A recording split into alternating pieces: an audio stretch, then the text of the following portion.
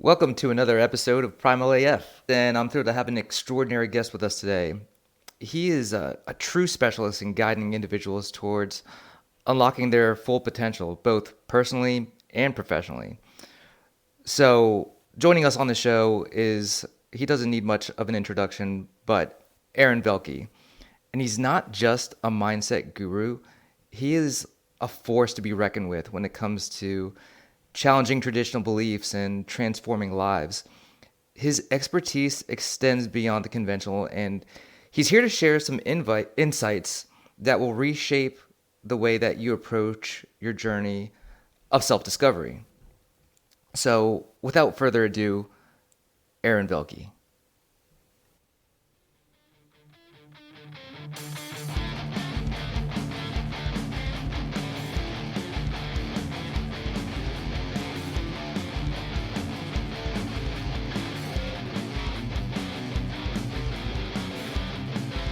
It was a pretty cool. It was a really cool weekend, and it's really special getting to see some of those guys in person. It changes everything, doesn't it?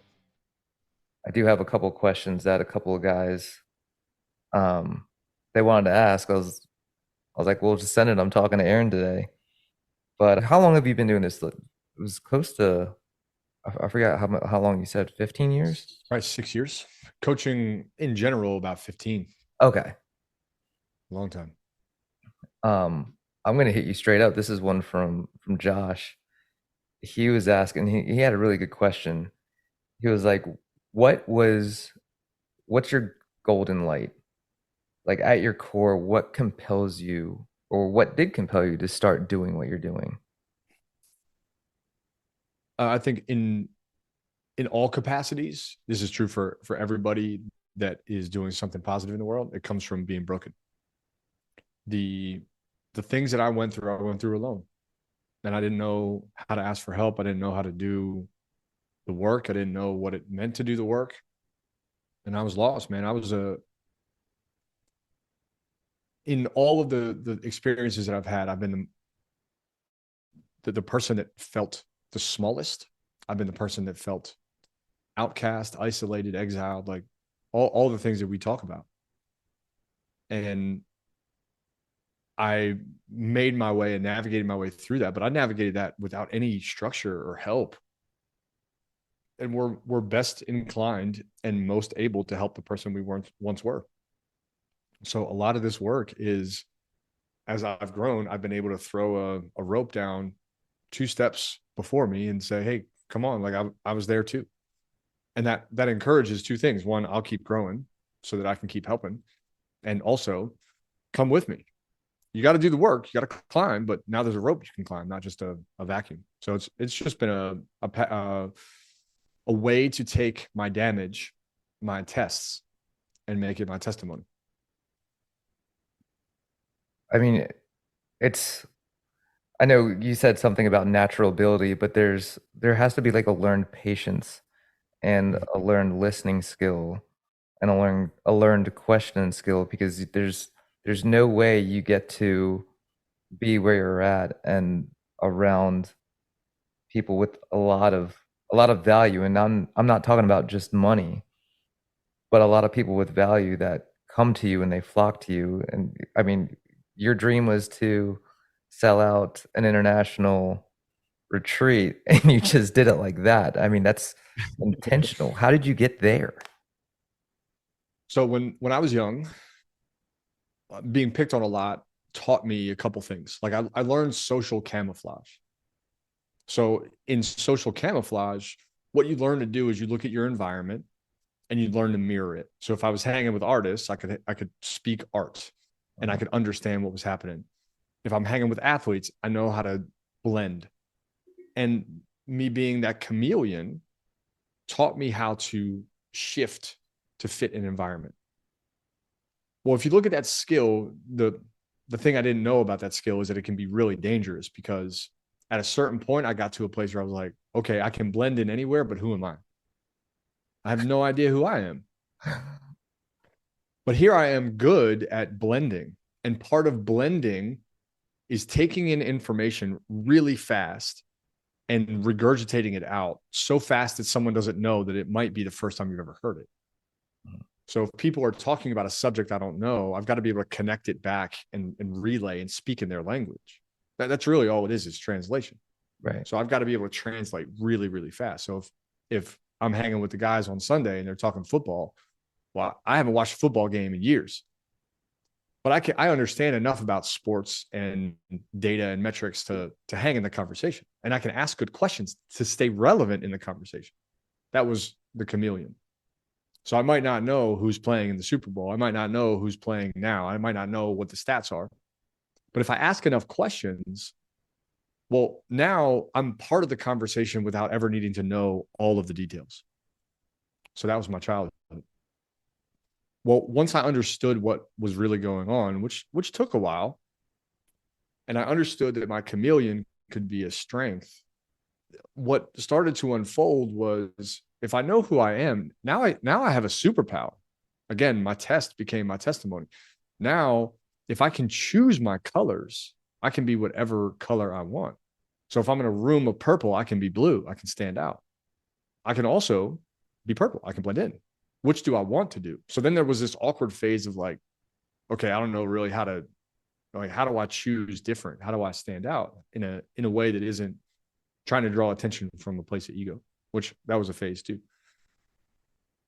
But over time, eventually what happens is, if you can learn how to blend it in with questions, you can learn how to pattern disrupt with questions. Because that's all the questions did in the first place, is like they continue to pattern. Well, now I know how to disrupt the pattern with the questions. So first the questions were, I'm going to stay safe. Then the questions were, I'm going to stand out. And now the questions are, I'm going to help you. So it was just a long period of time working with athletes, working with entrepreneurs, working with CEOs, working with teams, to where I have learned how to get to a place where there's safety, how to create safety in the way that I communicate. And there's a way to do that falsely and a way to do that authentically. If you can do it authentically and you can create safety, now the discussions that are on the table become really powerful. Now we can talk about your damage, your wounds, your fears. We can talk about what's holding you back. We can break a pattern. We can identify a pattern. We can change a pattern. But that's a long arc. That's a lot of years. And specifically from my 15-year tenure in coaching, it's also a lot of repetitions getting it wrong and like pushing the wrong button and not saying it the right way. And all of that comes down to the same original pattern. How do I stay safe around people that are different than me? And now that's a gift to say, okay, you're different than me, but we're actually the same. We've experienced similarities in our lifestyle. Let me take my lessons and help you get through yours. And not to say I have the answers, but to say I've walked through similar things.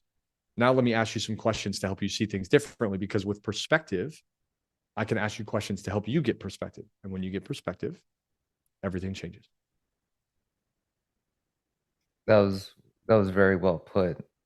And the relating piece to that was, I felt like when I came to you at first, I too was a chameleon and I was very good at blending into a lot of different conversations. The difficult part was I didn't know what my true color was. Like I could be yellow, I could be red, or I could be purple, but what is my base? And that was where I was really stuck. That first piece, that nurturing piece, that was, I thought it was like a huge step. But it's like you found a way, and Marty, um, but you guys found a way to help find that, put in the missing piece, and then build the confidence. So you're like, dude, this is your real color now. This is blue, but yeah, you can do you can be blue, you can be yellow, or whatever you need, and you could authentically do that just as a connecting piece. So yeah, Yeah, think back to like May, right? uh-huh. That May retreat. Did you remember the moment where things snapped for you? Yeah, I think everybody does. I fucking cried like a baby. So let's think about what happened, right? Uh-huh. Like so much suppression. I've got to be certain colors. I've got to be certain colors. I've got to be certain colors. Wait a minute. Maybe I'm not that color. And that it's hard to find your baseline as a chameleon. Uh-huh. I think it's even harder to accept what your baseline is because you've spent so long trying to make everybody else happy and safe and congruent and, like you. And sometimes I found myself so lost in who I thought I had to be that I couldn't answer the question, who was I? And when that starts to rise to the surface, which I think it did at our May retreat, Mhm. it created so much emotion. You could say cried. I'd say you released. It was like, okay, I don't need to put up this wall anymore. I don't need to wear the mask. I can Mhm. take the mask off. And underneath the mask, it's going to be a lot of emotion. But dude, you did it so proudly and so bravely that it opened up a whole new world for you. And I think that once you did that, it's been really cool to watch. Now that I know my colors and I can use my gift, my superpower, man, you just taken off. It is a little bit lighter, and even the ones closest to me have noticed a huge change and a huge difference, and it's for the better. But it's yeah, you definitely feel a lot lighter because it's like now I know it's a superpower. The awareness, the awakening almost, and the awareness. Yeah. Yeah. Very well said, man. Yeah. It's been cool to see you change, see the people at the retreat change, see uh the group coaching program that we launched from that, the four of you, see you Mhm. evolve. Like that's 6 months difference. You were there in May and in January, so 7 months. It probably feels like 7 months is a long time, dude. Most people have not moved an inch in 7 months. Most people are stuck in the same pattern, the same emotions, the same thoughts, the same identity, and in 7 months, you've become a whole new you. Like that's remarkable, and it probably feels like you're time traveling, like you're zooming and everyone else is standing still. Feel evolved.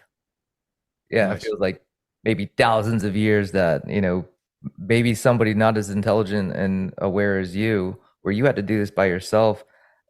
I remember when I very first got into, well, it was the very first retreat. It was me and Ken talking, and I was like, man, they better ask some really good questions because I don't have anything. I'm just doing this with a friend. Like, hopefully, I could get better.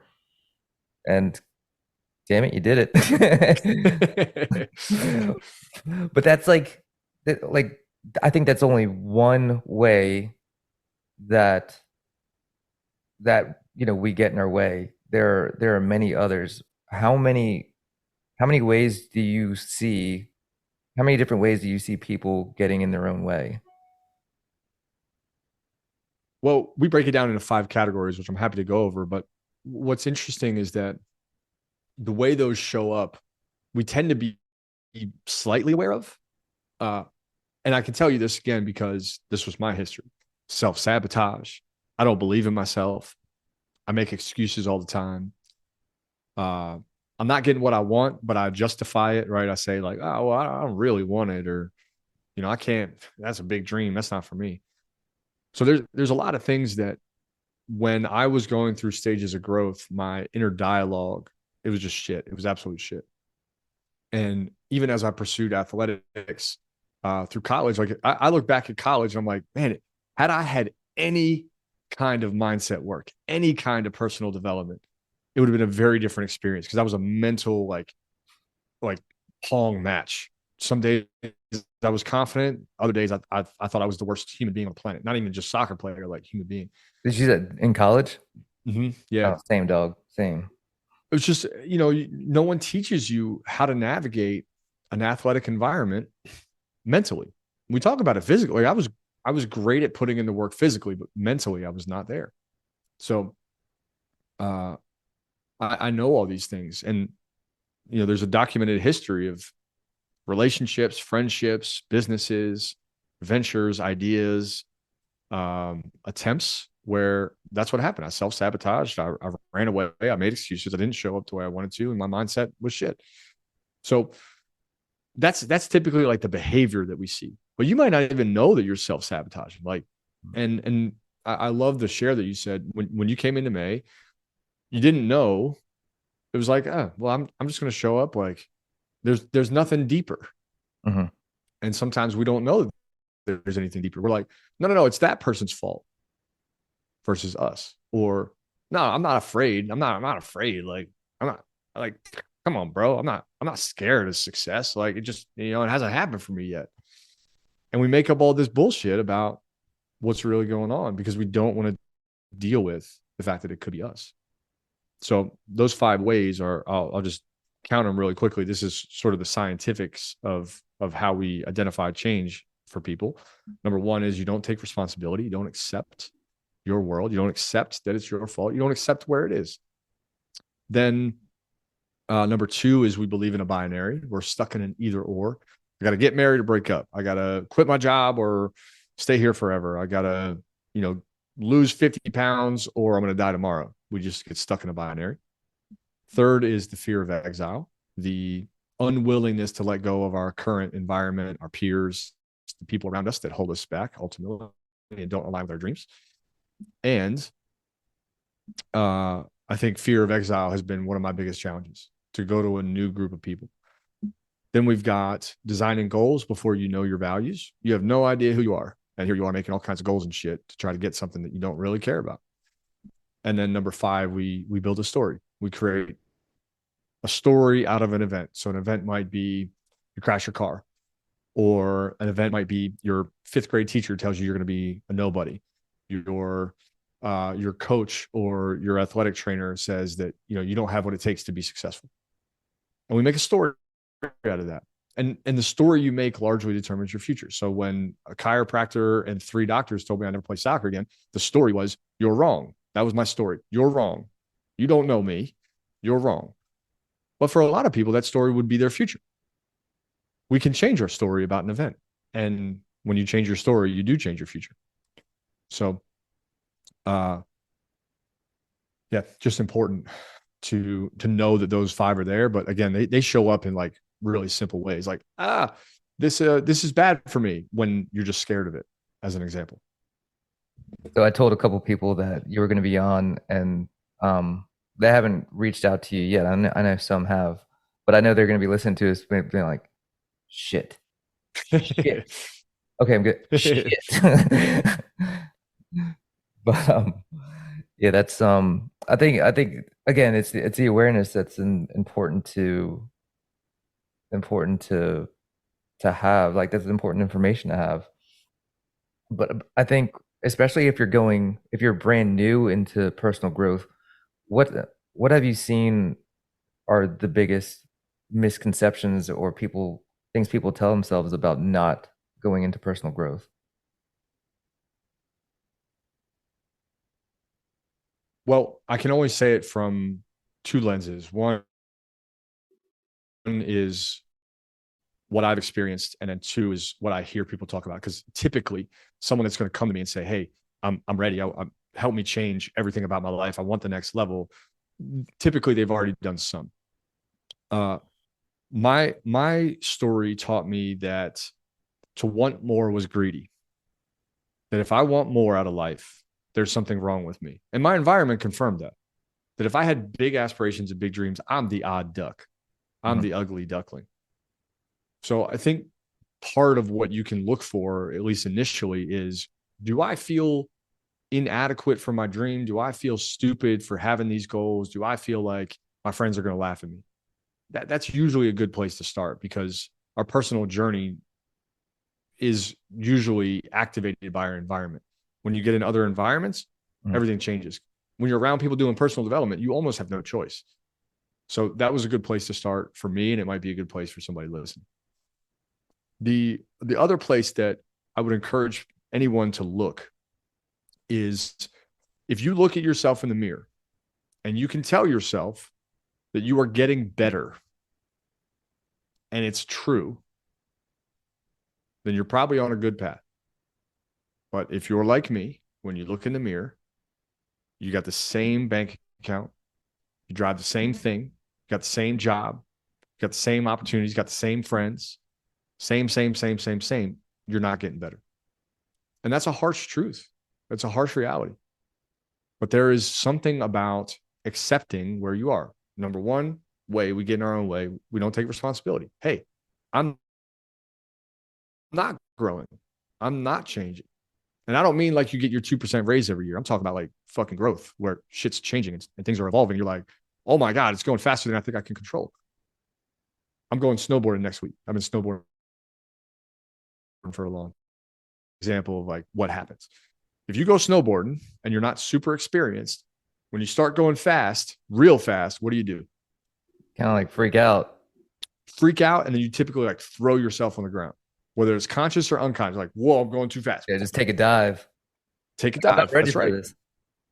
That's right. Exactly. I can't handle the speed. And that's how you know you're growing. When you're like, I've never gone this speed before. Hmm. And we get in our own way by throwing ourselves on the ground. Like, dude, chill. You're good. Let's learn to embrace the speed. And I was in Lake Tahoe last year running an event, and it was a great event. It was like 55 people got out on the mountain. Then I attended the event afterwards, and me and 3 guys started racing. So there's an app where you can track all your data now. It's amazing. But we weren't racing like side by side. We were just different parts of the mountain. So the goal was to get to top speed. And like, man, there's so much about this that I feel like is my journey. So the first time I went down, I was like 35 miles an hour. I feel like I'm zooming. Well, You said next guy 35 miles goes, an he hour? gets like 35 miles an hour. So he gets to like 42. And then next guy goes 43. Then I get to like 46. Then all of a sudden we're just going bananas. Like I think the competition got to, I think Adam ended up winning. Adam, Frank, and I all have a business together. I think the top speed that Adam got was like 53. I clocked 51. Frank clocked 51. Like a crazy speed on a snowboard, right? But it wasn't like I was always comfortable with that speed. That's what growth looks like. You eventually get comfortable with different speed. In a week, I do more than most people do in a month. And definitely who former Aaron, like way more than he used to do in a month. But that's what growth looks like. You can manage more, you can handle more, you can excitedly complete more. And I had to look in the mirror and be like, damn, bro, I'm not growing. Like this 1% like year over year growth ain't it for me. That's not growth. That's existing. I'm not actually growing. That's huge. That's a pretty cool story too, because I mean, there's a reason why you did you didn't just like fucking send it, you know, and go like 50 miles an hour the first one. It's like, well, but then, as the competition and comfort grew as far as going fast, I mean, that's first of all, that's pretty ballsy, but It's very ballsy. good, man. And well, some of that at the early part, you were kind of talking about something that really rung a bell with me, especially after this weekend, and it was the topic around humility and Mm-hmm. humble.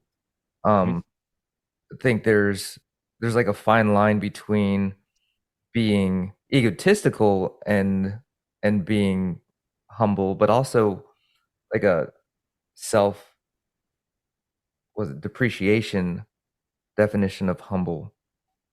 Um, how do you find like the true meaning of humility or being humble? So I'll give some context to somebody listening. Uh, at the retreat this weekend, so we had 12 people. One of the trends that I noticed was this idea that we should all uh, be humble from a lens of what I think we're taught, which is kind of like don't be big, don't small. And I appreciate this because this is also where I came from, right? This is what I was taught when I went to church when I was younger. This is what I was taught growing up. My parents were really good about that, and I can appreciate where it comes from. Ultimately, the humility that we want to embody is a positive thing. For me, though, it eventually became really limiting and really toxic. So it came up in the retreat because I noticed that it was starting to happen the same way that I went through it, where humility isn't any longer remember where you came from and care for others and make sure that you're not stepping on somebody. It's actually don't grow too tall. And that version of humility is wicked to me. The idea of that kind of humility is like you'll make everyone else feel small if you're too tall here. You'll make everyone else shrink if you're too bright. And I don't believe that. Now, I did, but I don't believe that. Now, what I've recognized is that if I'm supportive, not in a way that demeans somebody, but that allows somebody to look and say, I want to be like that too. Then it gives them space to be bright. And that to me has also been enabled by other people that when I look at them, I'm like, if they can shine that bright, maybe I can too. So the new definition of humble was something that I've spent a lot of time on these definitions because we use these words, but we never think about them. So the new definition of humble that we created for our clients and for our work is ownership with awareness and service. The key part of that is ownership. The front of that is ownership. If you're great, be great. Mm-hmm. And this goes back to athletics, right? If you're a good player, if you're a great player, don't play down. How many of us have been on teams where we're the top team and we go play a team that's ranked below us and we play down to their level? Well, we don't want that. We want ownership. If you're great, be great. Now we have to add in some awareness because there's a time and a place, right? Don't be a dick. It's not a great place to shine super bright when you're not on stage or when you don't have the mic or you haven't, like, we don't want to supersede somebody. Right. It's not a great place to dominate if the team that if you're up 10-0, there's no need to showboat. Okay. Let's not get the ego out here. So we need to be aware of our surroundings and aware of the people around us. There's a time where someone might need a gentle like nudge. There's a time where someone might need a high five. You got to know the difference. Mm-hmm. So the awareness is key. And then service is really important. That's ultimately where humble, I think, the origins stay is in this idea of service. I'm here to serve you. I'm here to help you. We get people coming through our retreats that are ready for change. And I'm not there to like, my job is to compassionately ass kick them into their future self, but to do that from a lens of service. I'm not here to hurt you. I'm not here to challenge you for the sake of challenging you. I'm here to do that because you're called to something greater. And that idea of service, to be a servant leader, to be underneath someone so they can rise, to offer them what you have, is very different than like the ego that wants to win everything. But that definition really set me free, and hopefully it does if you're listening. I think it really resonated. Sounds like it did with you, but also with the people that were at the retreat just last weekend. Yeah, that one wasn't for anybody else but me. That was something that I wanted to ask and get just more information on it, just because it did resonate with me. And I know if it did with me, it resonates with a lot of people, especially the people listening. But yeah, that was for me. I like it. So ownership and don't be a dick. Got it. Ownership and don't be a dick. Yeah, it's a good policy. It should be a t-shirt. Kelly had a good one too. Kelly said, what beliefs do you personally have that you think that you need to evaluate and reevaluate? Because I think a good connecting piece that you have that resonates with a lot of people is you've been there, and like you said, you're helping people out because of where you've been. She wants to know, what might you constantly have to come up against? I think an easy one is it has to be me. It's very easy to think about what we're building and how we're building it in a way that perpetuates the need for it to be me, that no one else can do it as good, right? That is true for all of us. Mm-hmm. But in this industry in particular, it can be gnarly. So we're working on building structures that will challenge that belief and allow someone to essentially run one of our retreats after some training without me necessarily needing to be there, or Marty. So that's a big way of challenging that belief. I think another one is that, and I have to really be careful about this one. I think it's important that coaches have coaches and trainers have trainers. I do have to be way more deliberate in choosing the coach now, because it needs to align with where I want to go. But that's a big one to get behind. It's easy to be like, well, this is my profession, so like, why would I go get somebody? Don't I have the answers? And I don't. I definitely don't. And sometimes I can't see my own stuff. So that's a big one to challenge and regularly challenge. Make sure I have a leader, someone I can look up to and mimic. Um, and then another one, I love the word primal. I think there's like a primal piece of me that wants to compete and wants to grow and wants to like go 150 miles an hour at all times. And that belief is largely around like, if I don't produce, I'm not valuable. If I don't make it rain, it ain't ever going to rain. Hmm. And I have to challenge that all the time. I have to really watch that one, because it's easy to just, because I love this work and it creates so much fulfillment and joy and change in people. It's easy to be like, well, I'll just work more. I'll just work more. And I like what I do. So I'm happy to work more, but there's a lot more to life than work. And so not only do we talk about that and help entrepreneurs find that and help you find your line where you're working, you're playing, you're living, you're alive, but I got to make sure that I do that for me. And I go have fun and I go meet friends and I go build relationships and I go, do the things that light my soul on fire besides work. So that's another one that I have to monitor a lot. That's yeah, that's really important. And I think on the other side of this, as being coached by you, I almost appreciate that you would practice like the freedom and not just working all the time. I say that to like the trainer I have too. He's like, "Hey, I'm not going to be available for 2 weeks." I'm like, "Sweet, awesome." And then I see videos of him like running, in the countryside over in Europe or something. And I appreciate it. It's like, good, you're Yeah, practicing what you're doing. And then same thing for you. There's got to be that freedom to just go and have fun and play and throw axes. that's right. Did you guys go do that? You and We Mark? we didn't, man, we were so gassed. Like we had never done two retreats back to back. And then we have another one next weekend. Uh so it was a lot. And I think what we needed was rest. We went out to lunch, we celebrated, we took some time to decompress. And I think in a lot of ways, we were so tired that the idea of doing something active, which we might normally do after one retreat, Mhm. was just too much. It was too much. Dude, speaking of Marty, he's pretty special. How did you find him? Because you guys are a really dynamic team. It's like almost like your personalities combined cover a massive, like just a massive scope of people. Yeah, I would agree with that.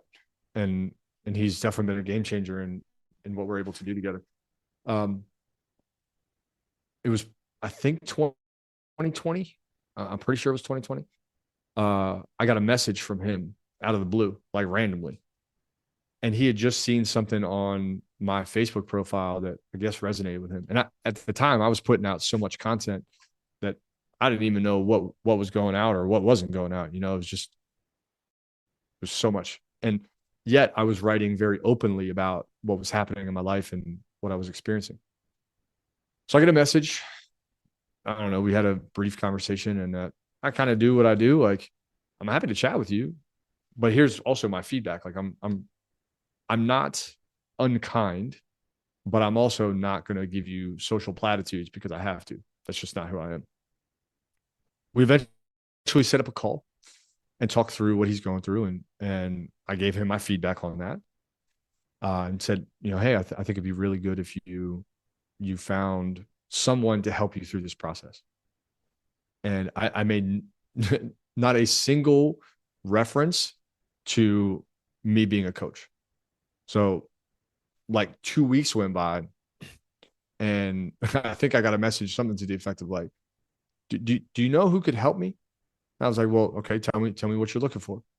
And got through set up another call, got through another long conversation. And in that conversation, we went from, I think I need a coach, to, is that something that you do? And started a coaching container. And we worked together in that space for a little more than a year, maybe a year and a half, and really just grew so much. And at the end of that time, it was really interesting because at that junction, there was a lot changing in my life. He was like, I want to get involved in what you do. And I was like, no, no, absolutely not. Like, because at that point, it felt like it was just out of convenience. You know what I mean? And that happens often where people are like, dude, like this has changed my life. How do I repay you? Like, you don't need to repay me. Like, you invested in this just like I invested in this. But he kept pushing and pushing and pushing. So we took a little space, kind of severed for a moment, and then got him involved in at the time a different business. And as business life changed, he just kept wanting to do more and take on more. And he became the integrator here in no short time as this business unfolded. But I was hesitant the whole time. I think it's been good to be hesitant, also to give him space to be like, okay, prove it. Mhm. Because again, it's very easy to be like, yeah, I'm serious about this, and you just don't follow through. But he's been great at that. Yeah, I mean, that's an amazing find.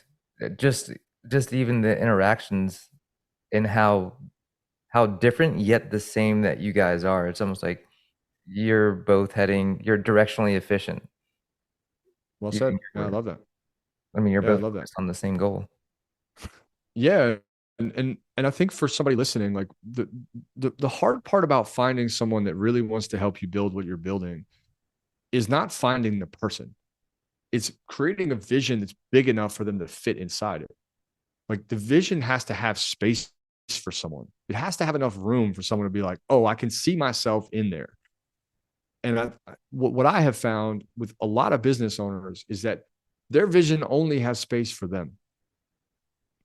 And the goal of this movement, this mission is if you come and be a part of this, if you come to a retreat, if you come to an event, if you sign on for coaching, you're a part of something much bigger than you.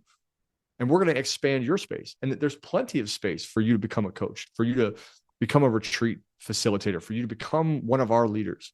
Are we there yet as a business? We have a lot to build. No, but we're building that. And we're building that because the vision is so big where people can lead the movement independent of us. And that's hard to do if you're a CEO, because CEOs are typically very defensive. It's my vision. It's my way. It's my idea. It's my success. I want to be the one. I want to be the guy. And that was largely the first couple companies that I built. That's how they were built. This one is built a little different. In the best way possible, it is a little different. Definitely. That's that's great. And this, I mean, it's also a great transition. And these are pretty much every question that I'm coming up with right now is something that I picked up. So I mean, you've touched on a bunch of different things in the retreat, but you had to have a certain amount of knowns, but also you have the unknown, like when you were going with Marty, and I guess just building your business. And I think a lot of people, like myself included, are held back by not knowing the unknown. Um, how how do you think you would get somebody to embrace the discomfort of leaning into the unknown? Well, there's two ways to make change. Imagine you're sitting down in a chair. This is like your life, your business, your money, all that. I can either make something across the room really, really, really, really exciting so that you might get up and go, or I can light your chair on fire. So sometimes it takes a little bit of both, but that's how change happens, right? We might say like, okay, the unknown is actually really appealing. Let me move towards it. Mhm. Or, hey, if you stay here, you will burn. And then someone's going to get up real fucking quick. Right. And I think the unknown has been a part of my world for so long. Like when you work with kids or you work in a coaching space, especially coaching with kids, it's the double effect there. Mhm. You have no idea what's coming. You have none. It's probably true with you and the fam. Like, you don't know what it's going to look like at the end of the day. You have no idea. And if you try to plan something too rigid, you're going to find out real fast. They're like, you don't have control. So part of it in helping people change and helping someone reach the next level, most people will tell me that they want to reach the next level. They have no idea what the next level looks like. And in their mind, it looks the same as what they have. And I'm like, bro, or miss. There's no way that the next level looks anything like this. The next level, you have a totally different mindset. You have a totally different set of habits with your money. You have a totally different style. You have a totally different way of walking. You have a different style of saying the word unknown. You speak different. You act different. You sell different. You make more money, and therefore your business changes. You have a team. You hire different. Like everything is different. And yet here you are in the chair telling me that you don't want to go there. Well, let's make it really sexy. What if you triple your salary? We've helped a lot of people triple their salary, 5x, 10x their revenue. Great. We've had a lot of people change their fitness, change their relationship with food, change their relationship with dieting and stress and time off and vacation, like all these things. But we got only one or two ways to do it. Either it's so appealing that you're like, I cannot wait to do that. I will fight through the discomfort because it's worth it. Or if you're like, nah, too risky, okay, I'm just going to come light your channel on fire. And I'm going to show you that the pattern that you think for some reason is going to get you there. One, will never get you there. And two, is actually leading you backwards. So if you stay still, okay, what's that look like? If nothing changes, nothing changes. And the pain that you're in, it's here for 50 years. You know somebody that's 65 years old and miserable? You're on the path to be one of them. Do you like the way you look? Do you like the way you feel? Okay, if not, I can tell you that 2 pounds a year for the next 30 years is 60 pounds. That's it. 2 pounds a year for 30 years is 60 pounds. Are you going to feel good at 60 more pounds? Probably not. And that's only 2 pounds a year. Mm-hmm. So all of these things are designed to allow someone to see the consequence of their choices. And then we just can light the chair on fire because it's so uncomfortable to be like, okay, I get it. I don't want to stay here anymore. And then you'll change. Yeah, it's like, it's getting hot, dog. We got to go. But I can attest that I've seen just multiple different dynamics of people, and you do the same thing. It's either people that want more of something and not just money, or they have too much of something and it's holding them back from their happiness.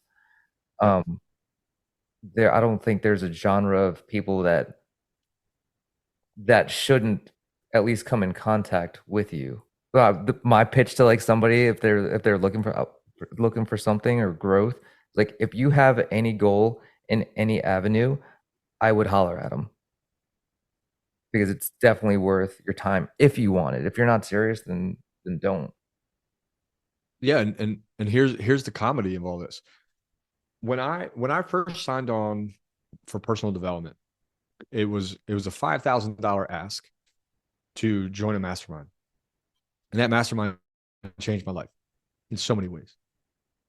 But at the time I didn't have $5,000. And I'll never forget it. The guy was like, okay, I'll give you a couple days to come up with $1,000. And I was like, bet, let's go. Mm-hmm.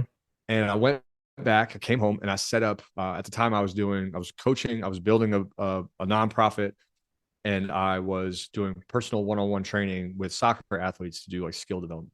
And I set up like 16 sessions at $40 an hour to get there. So it took all weekend, man. It was like 8 hours both days to get there. So I sent in the money and I was like, okay, I need a payment plan. They worked with me to build an escalating payment plan. But that was the scariest choice I've ever made. That $5,000 though, if I really look at the ROI of that $5,000, is like a silly multiple. It would be like 500x just off of what I learned and how much I grew. And most people are like, well, I'm afraid to invest in coaching. Mm-hmm. Like, okay, well, what's going to make it worth it? What if I show you how to make, we'll just call it flat numbers. What if I show you how to make $10,000 a month? Well, in a year, you're going to make 120 grand. In 5 years, you'll make about 600 grand. In another 10, 20, like how big does that number need to be before it's like, okay, this makes sense? And I was really afraid to do that. And now I'm like, okay, let's just do some math. Is this the right person? Great. Do I believe in them? Great. Okay. It's 90 minutes for $2,000. Okay, go. And that is a very different mindset. That's a next level mindset for me. 90 minutes, $2,000. You gotta be willing to throw down some cash. Yeah. But what's the upside? If the upside is that in that 90 minutes I get hyper clear, get hyper focused, dialed in, and that the decisions that come from that education, that learning, that opportunity open up 10 grand, 20 grand, 50 grand. At what point does the ROI become positive enough to be like no brainer? And I think that's a big part of change for people, where it's like, dude, we charge 2 grand for the retreats. It probably needs to go to like 2,500 and will as things evolve, but that's still underselling it. Still underselling it. We price it that way so it's accessible, so that someone doesn't need to be at the pinnacle of their career to say yes. But you still got to invest. And I'm Mhm. sure it has been scary to do that. To be like, okay, I'm gonna do this. But if you think about the ROI, you could tell me, what do you think? Like, what has been the ROI? You've come to 2 retreats now, one in May and one in January. What's the ROI of coming to a retreats and doing 6 months of coaching? I mean, it's hard to put a number on it, but I could definitely put a number on it by the investments that I've made. Um, and the, I'm not going to call it an unintentional or uh, uncoincidental promotion that I got. But it's changing the way that you are. It's kind of like, I'll coin this. This is your words. I'm sorry. Be, do, have. Mm-hmm. And change essentially in a positive way who you are, and things will change for you. But there is also a fear, right? And like high performing athletes, they would be like, I don't fear anything, and I fear God or whatever. But there's a fear of failure. Like, what if I invest in this, Aaron? What if I invest in this and I'm a failure and it doesn't work? Yep. What I do get you it. say? Well, there's two broken links there. One is I don't trust myself, Mhm. and two, I'm not worth investing in. And at the end of the day, if you are if your trust is broken with yourself, I'll find that. And that's what the retreat can be for you. We'll help you rebuild the trust with yourself. And if you don't think you're worth investing in, we'll find that too. And we'll figure out why you believe that. Because the next level you only happens when you trust yourself. And it only happens when you can invest in yourself. Like, people act like it's a secret. It ain't a secret. If you don't know something, invest in learning it. And there's a lot of ways to learn it, not just us. Lots of ways to learn. But if you can't invest in yourself and you don't trust yourself, you got no future. That's just the truth. So essentially, are you comfortable being where you're at? And there's probably a good reason why you're having the conversation with somebody about joining a retreat or personal growth. Mm-hmm. It's not because they're on top of the mountain. That's right. And look, we get phone calls from people who are at the top of the mountain. They're like, I think there's a bigger mountain. Cool, let's go. Make 5 million a year. Okay. How do we get to the next one?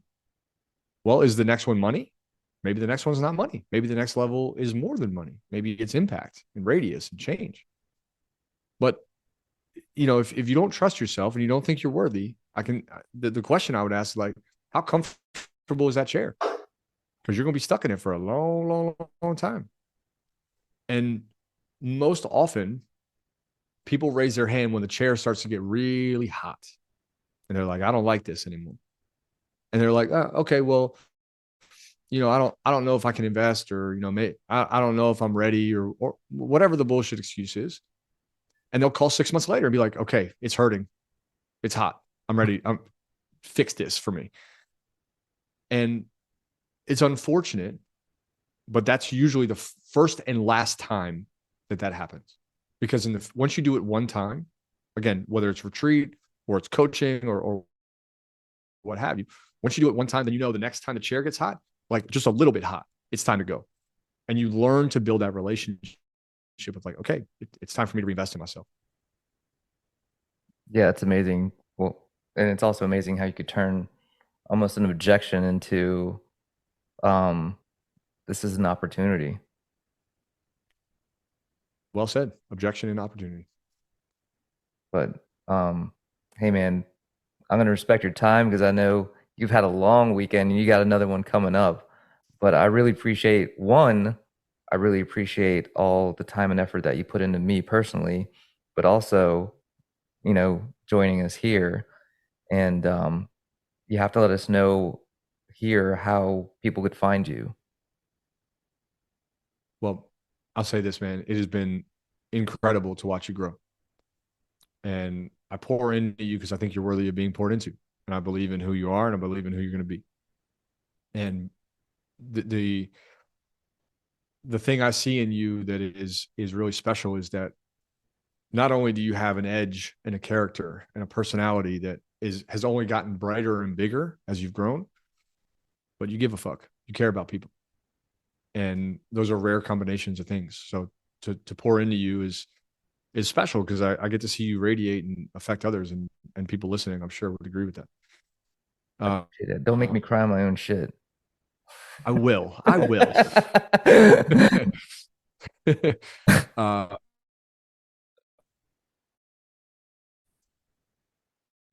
V as in victory, ELKY. You can go to our website, getoutofyourownway.coach. You can sign up for a discovery call. We'll talk to you, figure out where you're at. You can link up with Jimmy, connect with Jimmy, and he can give you my number or connect us in an email or a text or what have you. But I will say this, like, if you want to find me, the how is not that hard. It is not that hard to find me. You can Google me, you can go to the website, you can go to social media, you can find me. What will stop you from reaching out is thinking that I won't help you or that you're too many steps away from me. And the reality is that if you are in a chair and you are uncomfortable, my career, my profession, my passion, my purpose is to help you get out of your chair and get to the next level. So if you're listening and you find what we're talking about appealing, find me. Again, it's not that hard. You can figure out how. Just send a note, say hi. We'll take it from there. Ladies and gentlemen, Aaron Velky at his best. You're the man. Thank you, brother. I appreciate that. That concludes another awesome episode of Primal AF. A massive thank you to our incredible guest, Aaron Velky, for sharing his insights on mindset, leadership, personal growth. Guys, if you need to find Aaron, it's not that hard. AARONVELKY. Find him on Instagram and also online, getoutofyourownway.coach.